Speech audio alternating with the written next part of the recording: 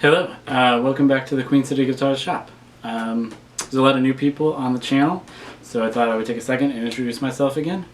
My name is Aaron. I am the sole luthier, videographer, and messmaker here in the Queen City Guitar Shop.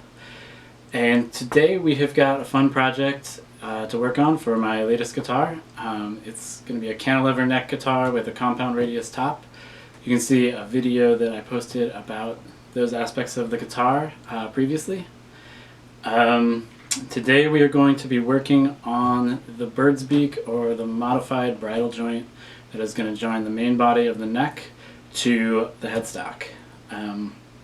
If you're not familiar with this joint, it is a traditional joinery method for putting the headstock and the neck together. Martin used it extensively back in the day, and it's kind of a cool joint. When you cut it, the neck portion of the joint ends up looking a lot like a bird's beak, and it doesn't look all that much like a traditional bridle joint, and I would imagine that that's why it's sort of taken on the name bird's beak joint. So you may ask why you would pick this joint over a very simple scarf joint, or some people still do a full carve one-piece neck and headstock where everything is carved out of one big block of wood and there's no joint in the neck to headstock transition. If you're somebody like me, the fact that it's a traditional joint is going to be a big pull. It's elegant, and I enjoy experimenting with different joinery techniques. I'd love to try a V-joint at some point too. That might not be a big enough reason to try it. I certainly have been interested in it for a long time, but it wasn't until this project that I decided to jump at it for some specific reasons. So you could also pick it because of the fact that it allows you to have a complete headstock of a whole block of wood, unlike a scarf joint where the neck is going to extend into the headstock, and we normally add a veneer to cover that glue line up. So I thought for a minute that maybe I would make a myrtle headstock to match the myrtle purfling that I'm putting on this guitar. I decided that was going to be too ostentatious. I will probably still do some aesthetic things with this headstock that would be difficult and or impossible to do. Difficult for sure to do on a scarf joint. Oftentimes you hear it gets bandied around that this is going to be a stronger joint, and I think that's maybe a little bit misleading. It's certainly going to be stronger than a fully one-piece carved neck, because assuming you got a correct, you got a quality neck blank where the grain is straight and it's running straight through the neck, if you carve it out of one piece, then when it transitions to the headstock, you're going to end up with a lot of short grain in the headstock. Like it's going to be running through like this, and then as it curves off, it's running like this, out of plane with the headstock. So that's a weakness, but a scarf joint will eliminate that problem, and this joint will also eliminate that problem, and a V-joint would eliminate that problem, and the scarf joint is going to be the simplest to put together of all of those. With a scarf joint, you're relying entirely on the glue line, so it's important that it's executed perfectly, and that you have a great deal of faith in the glue moving forward, 20, 40, 80, 100 years into the future. It's still going to be relying on that glue entirely to hold the joint together, because the strings are going to be wanting to peel the joint apart. As I said, normally people will veneer the top surface of the neck to hide the scarf joint glue line, and that'll make it a lot stronger. And it's not uncommon to veneer the back side of the headstock as well, which will make that even stronger. And at that point, maybe the scarf joint is too strong. Should you drop the guitar and it impact on the back of the headstock, or should the guitar experience some severe whiplash in transit somewhere, as is usually the failure mode of a headstock, there's not really a logical place for the neck to break. It's just going to kind of break wherever it happens to do it. Wherever it happens to break is going to be what it is, and that might not be in a way that is particularly repairable or easily repairable. With this joint, the hope is that the failure is going to be more predictable and it's going to be easier to repair. the joint itself will hopefully remain mostly intact, and that will provide an easy alignment to hold everything together while it's repaired. And that just makes it simpler to repair and hopefully structurally more sound after it is repaired. There's also the fact that the glue in this joint, in the V joint, or in the V joint and in this bird's beak joint, is functioning in the same way that like a sliding dovetail traditional neck body joint is working, where the glue is kind of just keeping things in place, but the joint itself is providing most, or in this case basically all, of the structural strength. When you glue this together, the glue holds it in place, but then when you string it up, the tension of the strings is actually pulling the joint together and holding the joint together. So you're not as reliant on the glue strength remaining like 100%, because its main function is mostly just keeping everything oriented, and it doesn't need to be anywhere near 100% full strength to do that. But when it comes down to it, it's also just a cool joint to try out. It's an elegant joint. So let's get started on it. So the first thing for me when I'm working on a new project is generally to make some plans, some drawings of what I'm going to do. That way I can envision what the hunks of wood that I'm going to be working on are going to look like when I get them finished. So here I've got a couple views of the joint we're going to make. If I was doing a new headstock design, I would probably make a top-down view of the joint and the headstock for that. But I know that I'm going to use my basically standard headstock design, and so I can extrapolate what's here to this. I'll mention at this point that I'm going to make a modified bridle joint. Generally speaking, you would have a flat face on the headstock and a flat back, and that works really well if you're dealing with a thinner headstock. I'm going to use some Gateau tuners, and it's kind of bare minimum that the headstock be 17 millimeters thick to accommodate the tuners. I like it to be more like 19 or 20. I think it looks better if there's a little space on either side, and that is going to mean that the back of the headstock is going to be coming real close to the edge of what is going to be the neck, and that's going to leave the volute with just a lot of short grain support and not really any long grain support. And exacerbating that is that I'm going to make this headstock, the top face is going to dip down, and that is going to help me with string interference as the strings enter the headstock.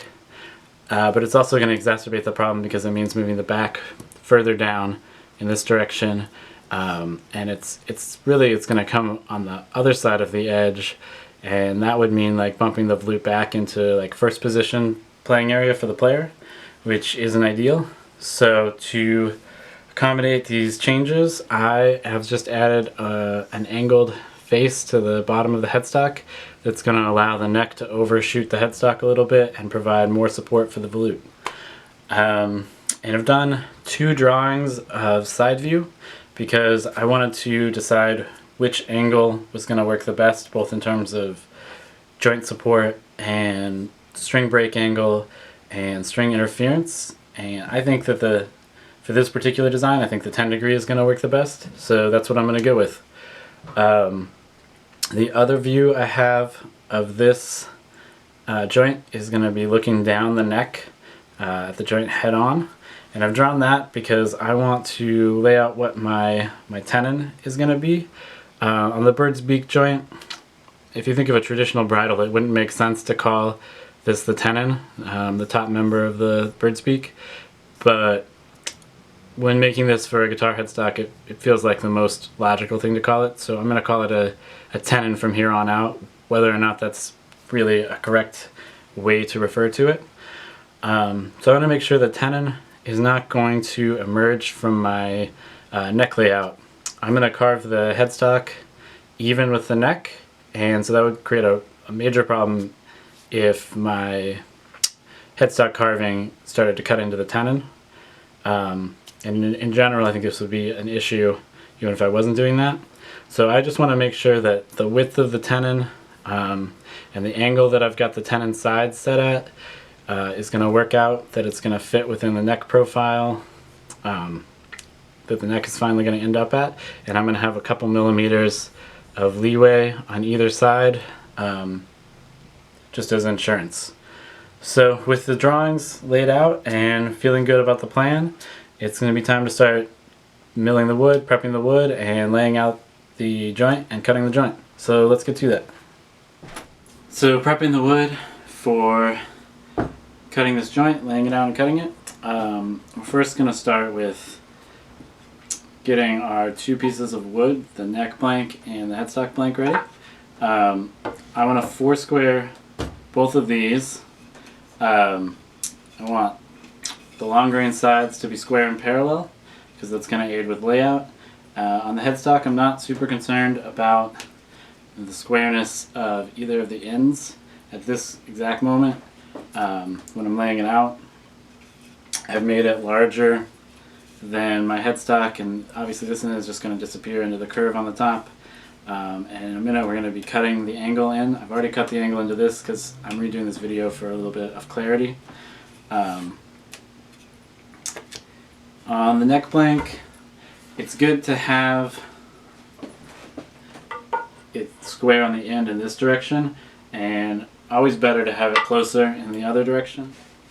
So once you've got these square and the faces parallel, it's going to be time to lay out all the things you're going to use off the neck onto your neck blank.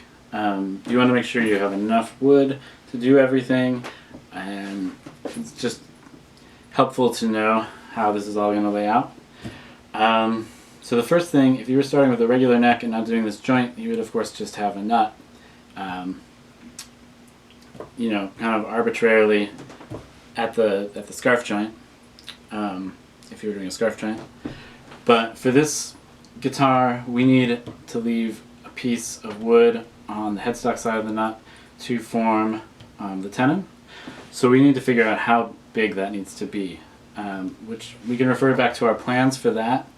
It's important that you leave it longer than, at least long enough to come out of the headstock. You don't want to cut a tenon that's going to stop halfway through the mortise. On this guitar, I'm going to cut my joint as though I, weren't doing that dip. I'm gonna do all the joining, and when everything's all done with fitting, then later I'm gonna add in my headstock dip and dip the face down. But for this joint cutting, I'm just gonna leave this square on the top and not do that. So I know that I don't need to make it, as long as it needs to be to fully emerge from the headstock. But I don't want to make it too short that when I cut it down it's going to be, not long enough. So I'm going to look at my plans because it's 2 3/4 inches is what I would need to cut to make it fully emerge from this headstock. I say fully emerge, I mean that because the tenon is going to run straight and the headstock's going to get dipped down, as the tenon moves through the headstock, it's going to be less and less of it in the headstock, and eventually it's just going to stick straight out and not be jointed into the headstock at all. So it would be, I think, silly and make things more difficult to make a 2 3/4 inch long tenon and then cut like an inch of it away in a little bit.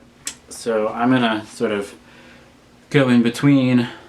I'm guessing I'm gonna need 1.5 inches, a little more than 1.5 inches, about 39 millimeters of length. I've left myself 56 millimeters, I believe, to make this tenon out of.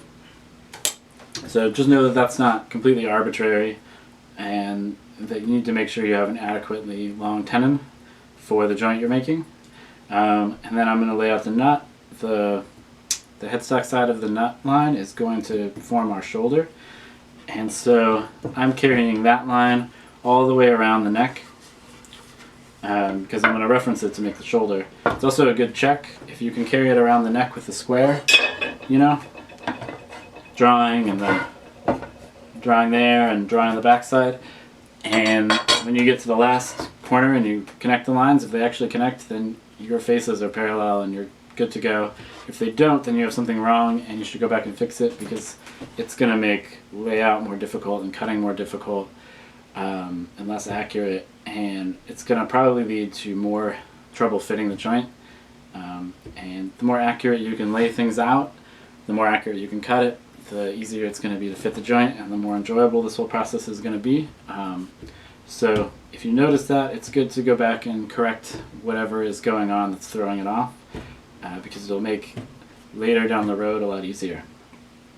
So I'm going to lay out the nut. I'm going to lay out my neck, the main body of the neck, to the join.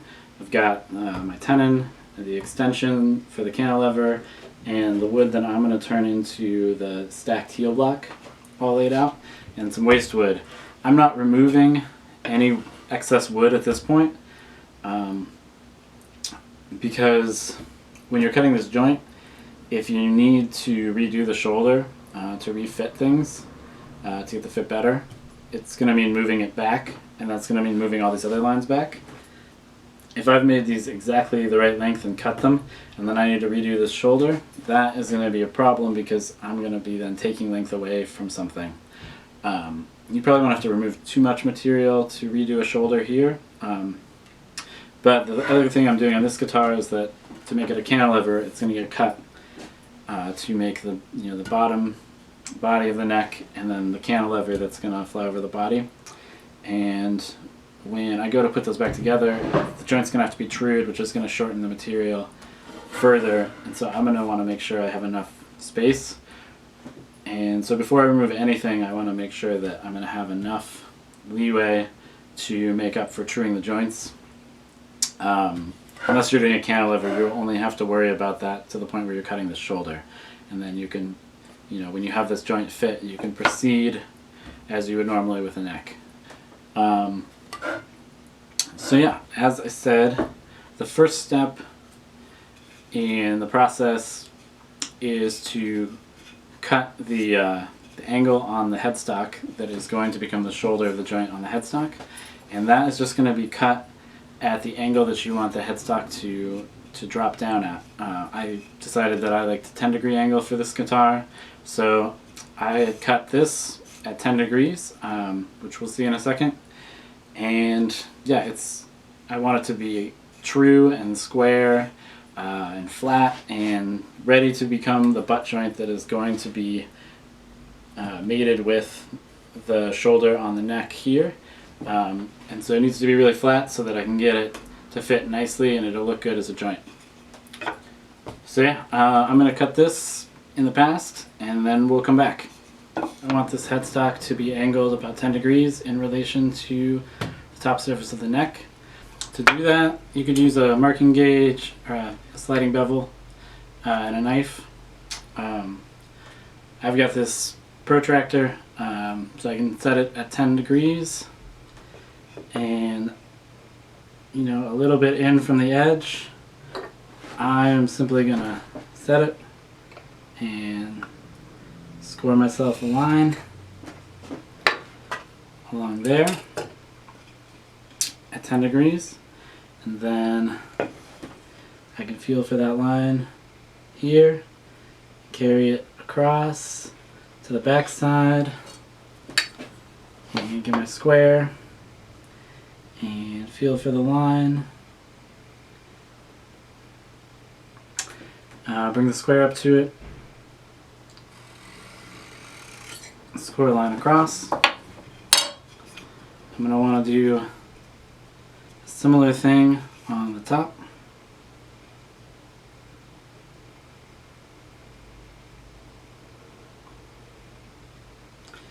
Carry it over. Use the flat side of my single-sided blade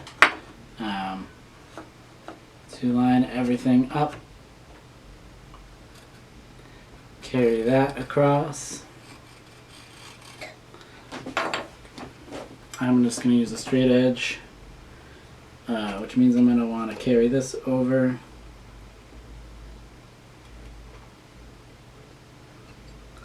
On that side. Line up the two.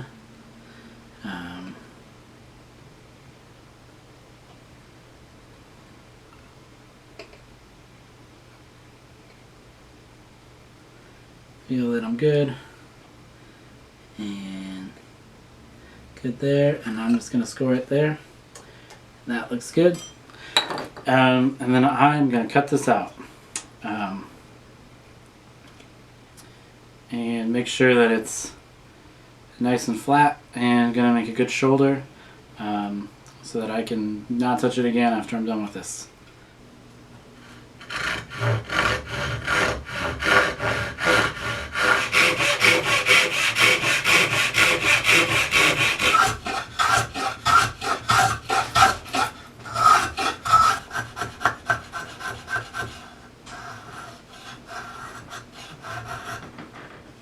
By far the hardest part of the whole process. And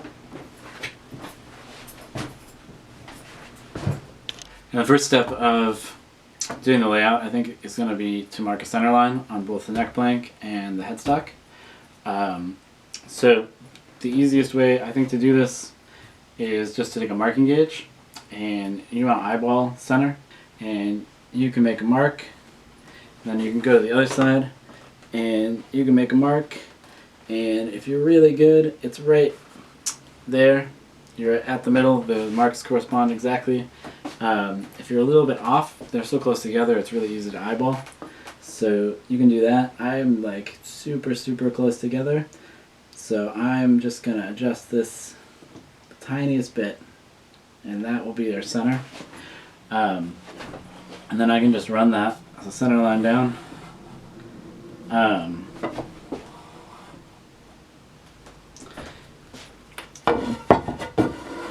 Generally do, both sides. It's nice to have center line.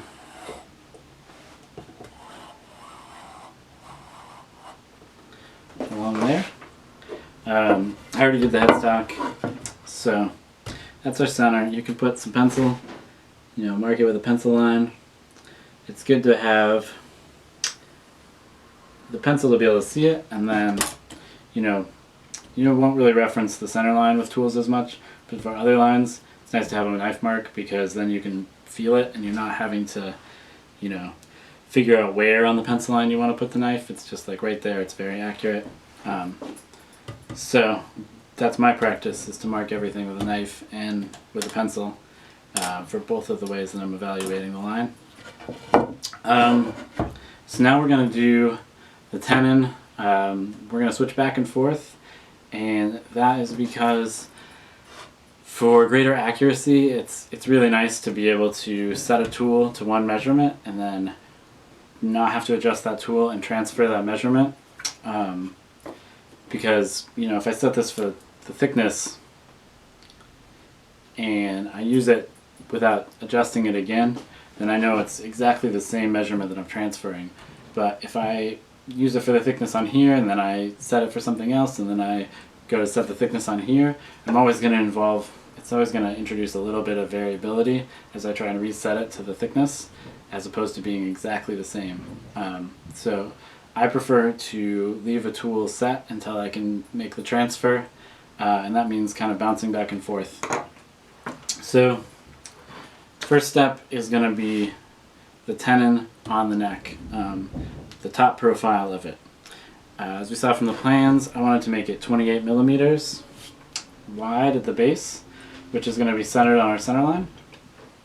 So I would just, 28 means the center, that's going to be 14 millimeters. I can set it on the 14 and then mark either edge. And then I need to know how wide I want it to be, because it's going to taper in this direction as it moves along, which I can look at my headstock, either the drawing or what I know is going to be my headstock, and I can kind of just arbitrarily decide 14 millimeters when it emerges from the headstock, basically the point where I anticipate it's going to get cut off when I dip the headstock down, is going to allow me to have it fairly wide, wide enough for the purposes that I need. But it's a little bit arbitrary. There's not like, I'm not aware of any mathematical, formulas to determine the ideal taper for your tenon. But I can just mark that, again centered on the center line. 7 millimeters on either side. And then it's just as simple as connecting the lines. I will go over these with a knife. I have gone over these with a knife, but so that I have a nice clean knife line to transfer when I move to this side with. So that's our top, the top of our tenon. The other thing we're going to need to know at this point is the thickness of the tenon. I've got it set at 12 millimeters thick. I'm going to run a truss rod access through the headstock, and so I want the tenon to be thicker than the truss rod slot is going to be. So 12 millimeters seems pretty good for that. If you didn't do a neck access truss rod, you could do a little bit skinnier of a tenon, 10 millimeters thick, but 12 works for this. So we're going to set it at 12. Again, I've already got the set, so I'm just setting it off of what I've marked because I'm going back on this video. And now, ideally, I would set this at 12. I would mark it all the way around from the nut, around the top, back around to this side. Okay, so once we've got the thickness of the tenon laid out, we're going to leave the marking gauge set so that we can use it in a few minutes on our headstock. We need to mark one more thing, and that is going to be the sides of the tenon, these sides of the tenon.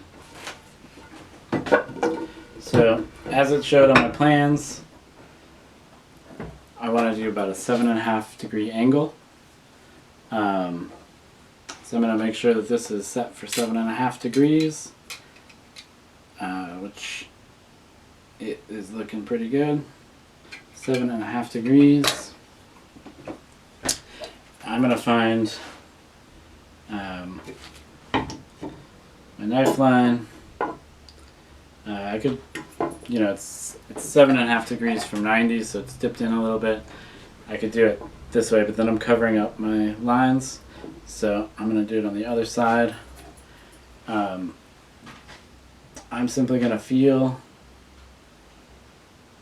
for the knife line and bring the sliding bevel up against my knife, and then I can mark, and I'm going to mark across the entire end of the neck, and then do the same thing on the other side.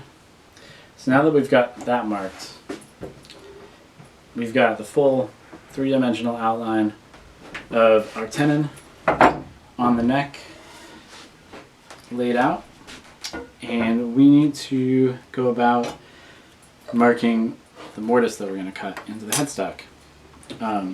You might be tempted to simply transfer the tenon shape from your neck to the headstock and cut that out.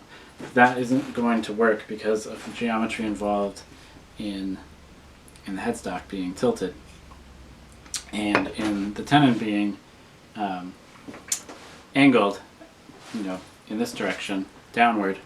It tapers, and so it moves straight out. The headstock dips down. The mortise is going to shrink faster in width than the tenon that you've marked on the face of the neck. So if you were to cut this on the headstock as the mortise, it would be too big. It wouldn't work. So what we need to find out is a point on the mortise, how wide the tenon is going to be. We know that at this side of the joint, they're going to be the same. This is going to be 28 millimeters wide, so we have that point. But we don't yet have a point further in that we can mark so that we can complete the line and know what to cut. And that is what we're going to find. It's pretty simple to do. This is where it comes in handy to have your neck blank square like this, because I have my second sliding bevel and it is set to the angle of our headstock. And I'm going to use it to trace the path the headstock is going to move across this tenon. And all I want to do is this portion of the bevel I'm going to line up just on the top edge of the neck where I've got the nut line marked. And this line that it's doing is just tracing the headstock as it angles down from the neck. So if I line that up, then I know at this point where it meets the end of the neck is going to be in line with the surface of the headstock. So I can place my knife there and transfer a cut to this back side.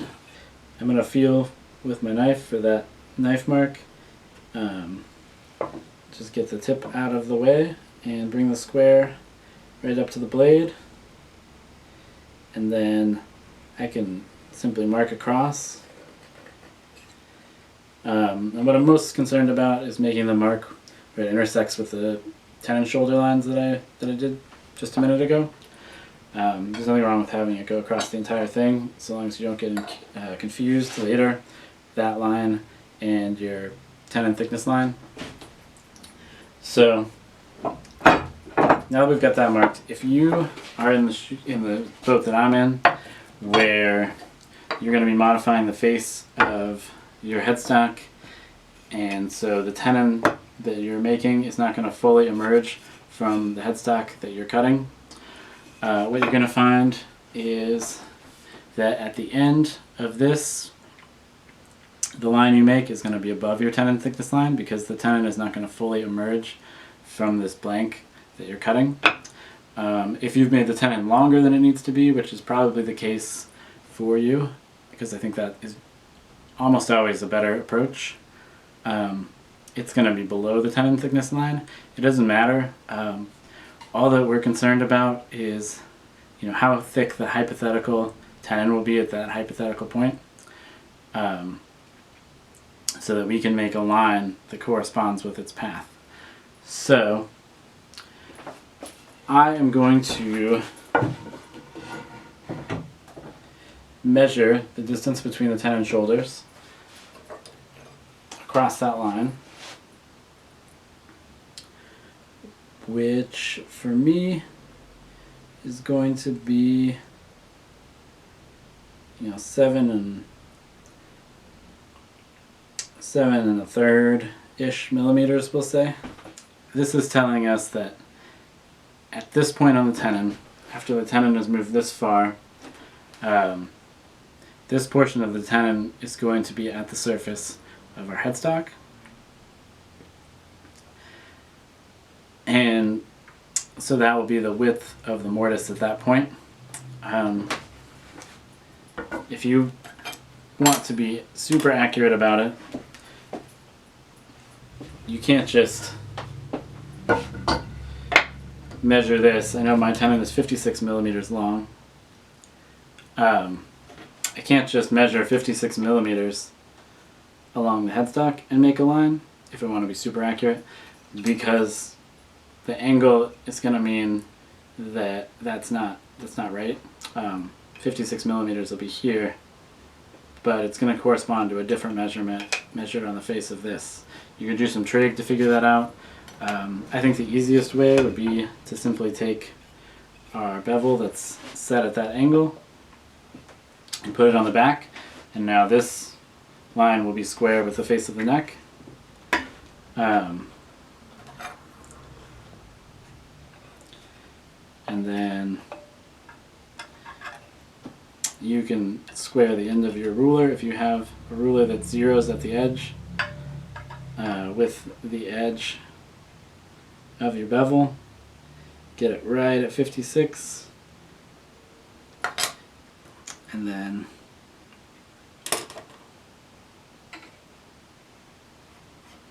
we can make a mark, and then we can square that mark across.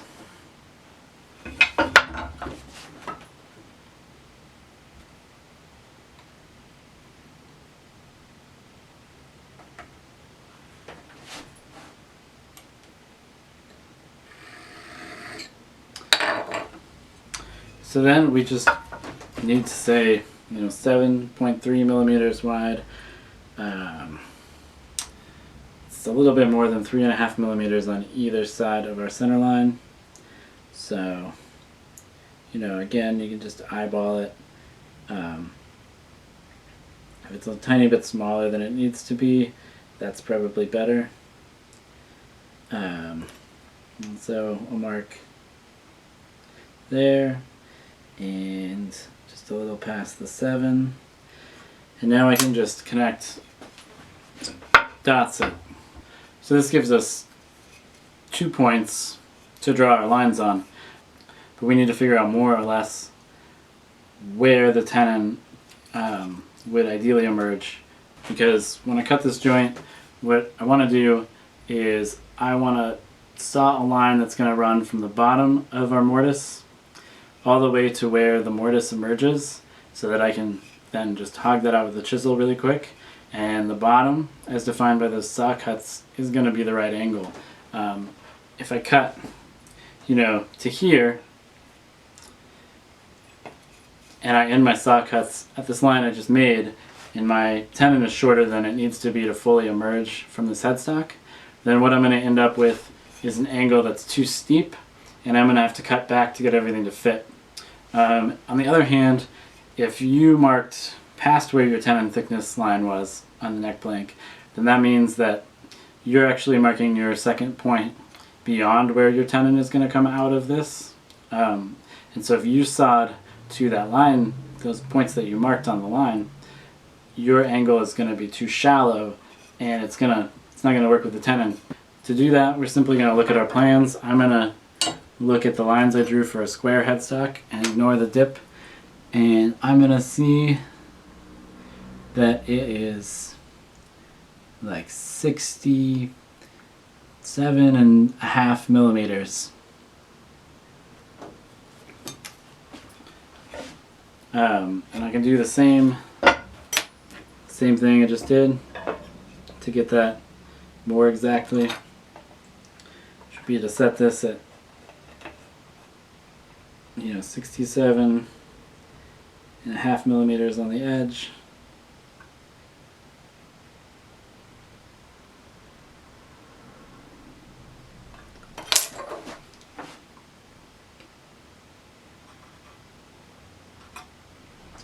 To mark a line.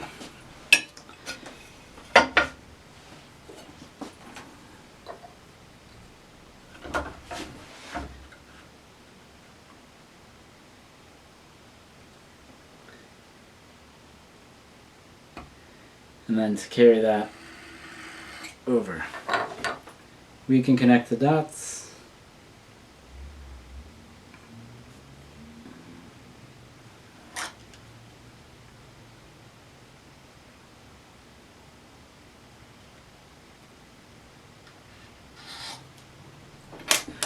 And I've got the top profile of my saw cut that I'm going to make defined.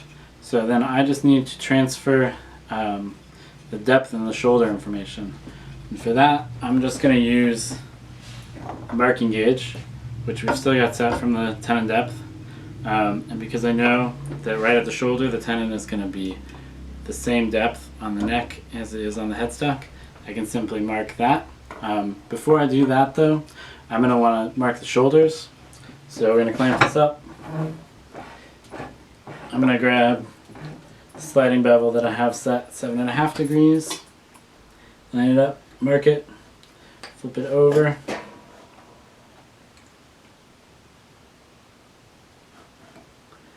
line it up and mark it.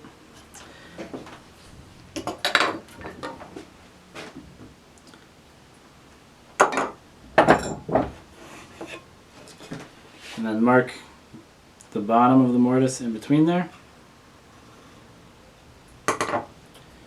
And then a little bit of ebony dust in there, and I've got the bottom of the mortise marked out. So now we're going to move on to working the volute. So the first order of business for that is going to be cutting, on this guitar, is going to be cutting the shelf, that second angle that I talked about, on the back of the headstock.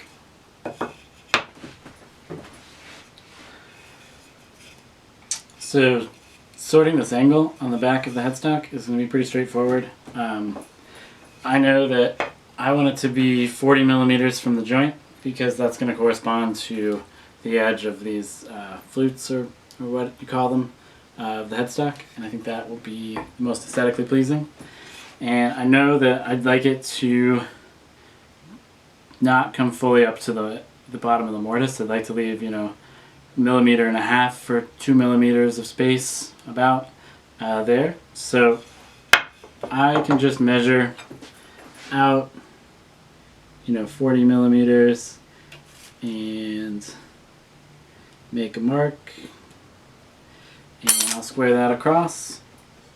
And then since I'm done marking the depth of the tenon, I can adjust this finally. So I'm going to set this for, you know, something that looks like an appropriate gap.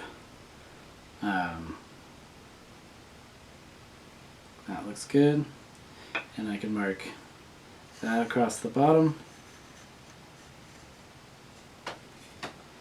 And then I can connect these lines and remove the waste, saw it and plane it down to shape. The only challenge with this is that there's not a lot of margin for error. I don't want to overshoot on this side. If I have to overshoot at all, it's going to be better to do it on this side. And I'm going to want to end with a very flat and smooth surface. You know, the edges don't matter so much, but in here is going to be a final surface that the volute is going to ride upon. And it's going to be important that that be flat and smooth so that the volute can sit on there flat and smooth, and you can end up with a nice clean joint between the two pieces. So yeah, I'm going to cut that and then we'll be back.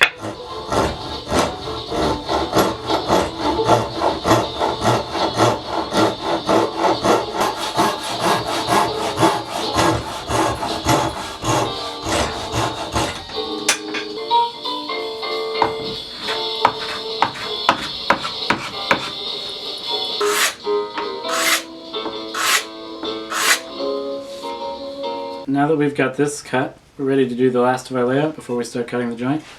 A quick note, when I was marking off the line that we cut this shelf to, I measured from the back side, which works, but it's better to measure from the top for the simple reason that then we can easily transfer this depth to the neck blank. So a better way would be to measure from the top and mark the line and do the cutting that we just did. And then when we go to lay out the volute on the neck, we can use that same measurement, again assuming that we cut just to that line, which we did. And we're going to mark just at the nut on either side from the top of the neck. Right? Make a mark. Make sure you can see that. Just right at the nut is all that you care about.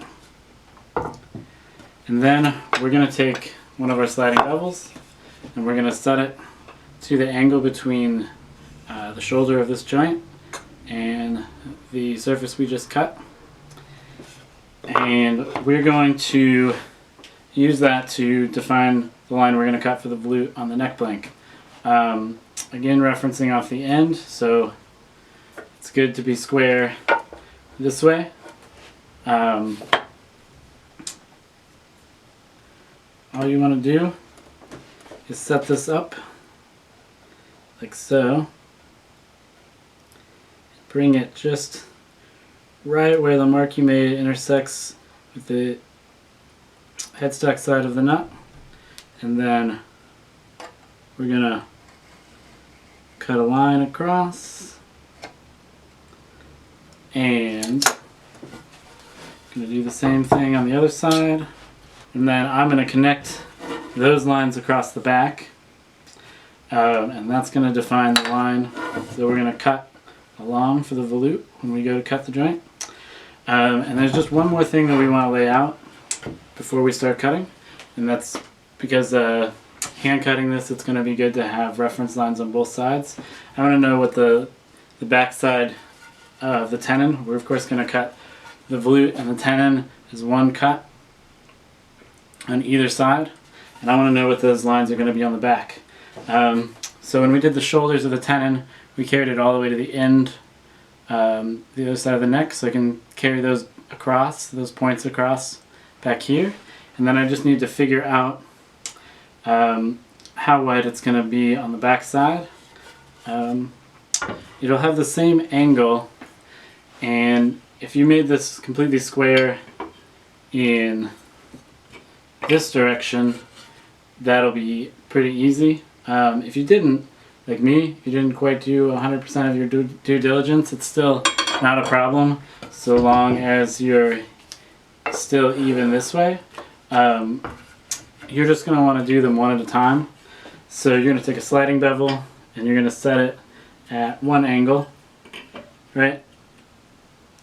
And I've already got this one set for this side. And then I want to flip the whole thing over like that. And I want to line up with the shoulder mark there. And I can draw myself a line there, like so. And then I'm going to go back and I'm going to do the other side, which is going to be different because this is slanted just slightly. But we'll still transfer just fine. So I'm going to set it to that angle. And again, I'm going to flip the whole thing over for the orientation.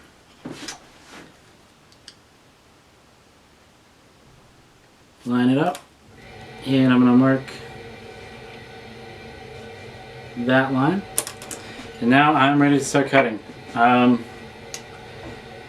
for the neck portion, it's going to be easiest if I cut the shoulders of the tenon in and the depth of the tenon in and the line that I've made for the volute in, and then go back and cut the shoulders down to match. For the shoulders, I will probably do a little like a knife line and bring them in with a chisel or a knife so that I can get a little shelf and cut, and that will help me when I want to true that shoulder up nice and flat and square. So that can be helpful.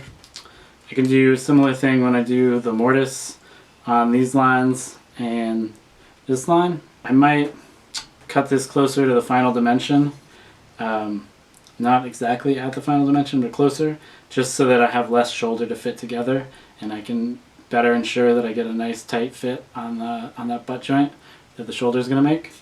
So I'm going to start cutting these. We'll probably pop back out when I get ready to start doing the final fitting. But yeah, I'm going to get to it. This program was first broadcasting in the early days of our show back in the 1990s. Type 1, Dark Shadows. So back in the 90s when TV fans wanted to geek out with other TV fans, most were not online, and so it filled something in her. It was almost like she was an empty glass. You watched it could be filled. You know, it's all inside. I felt at that moment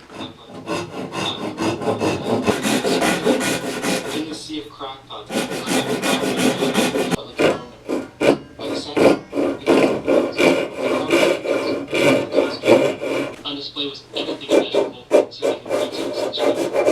every sort of trinkets. It was disturbing to see all these body games and people graduates. But in 1969, senior teacher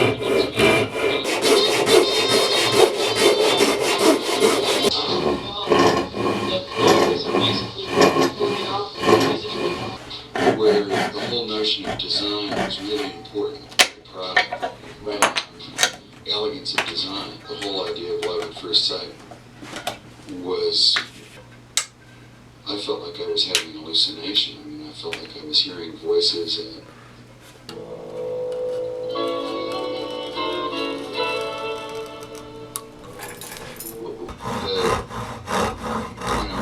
within us were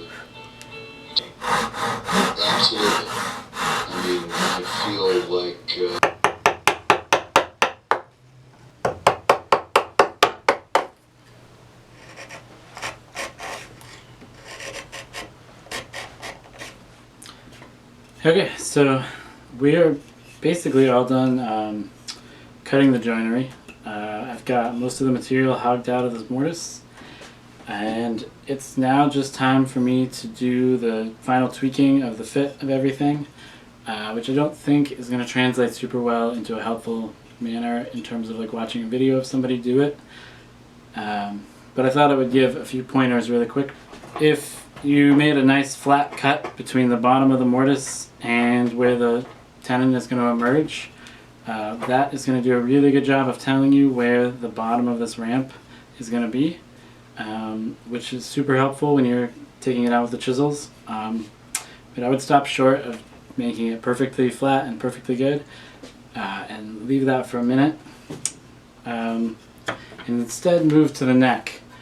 At this point, if you need to do any truing up of the shoulders, it's a really good time to do that. Make them nice and flat and, you know, just dead smooth and even and as perfect as you can get them. And then if you noticed that you wavered, only you know how well you've managed to cut to the lines. If you wavered on the tenon line, that's going to be important because that is of course going to be what rides on top of this shelf. I know that I appear to have swung a little wide on the back, and so I will probably be taking one of my sliding bevels and checking the angles of this to make sure it's going to line up right. Really, it's also just about going slow, checking it often, you know, make a few cuts, see how it's doing, see if, you know, you can kind of feel what's going on, and even if you can't see very well by how it wobbles at different points. You can use straight edges to check, and you know, I'm using anything and everything I can think of to flatten and get into the crevices and do the work I need to do. You can make little sanding blocks, you know, on a thin piece of wood.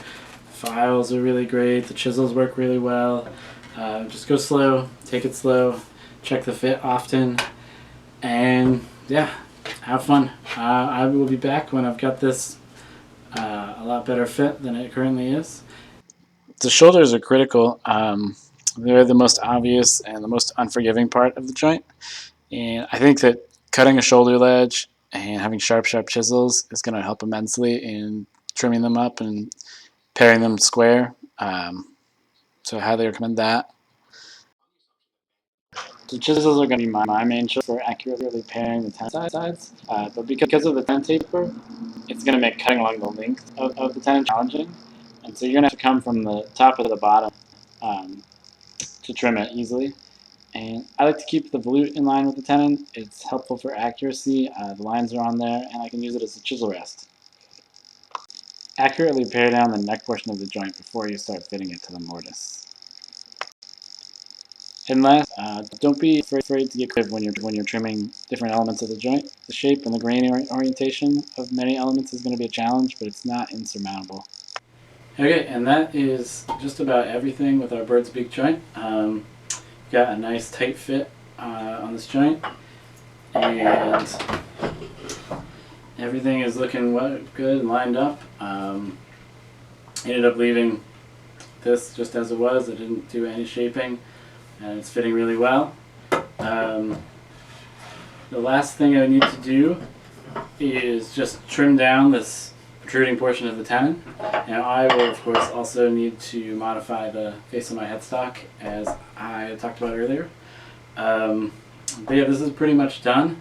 I will probably not glue this up permanently until I am basically completely finished with the headstock, because there's, you know, a lot of stuff is just going to be a lot easier if I can do it separate from the neck. If I need to, you know, get it to stick at all but not permanently, I might use some really weak size just on like a small portion of the joint. But it also holds pretty firmly just as it is, which is how I want it.